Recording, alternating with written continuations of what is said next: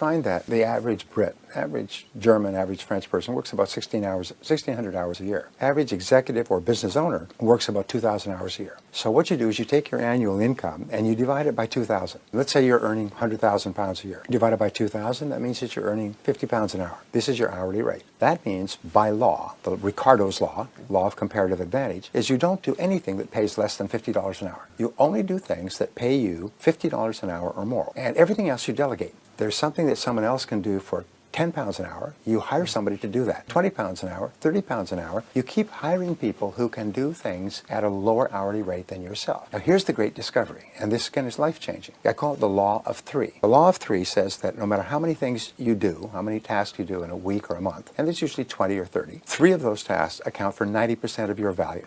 You make a list of all of your tasks. If you could only do one thing on this list, one task on this list, all day long, which one task would have the greatest positive impact on your career? So you put a circle around it. Then you say, if you could only do 2 things all day long, which would be number 2? And you put a circle around that. If you could only do 3 things all day long, which would be number 3? And you realize, oh my God, everything else is secondary.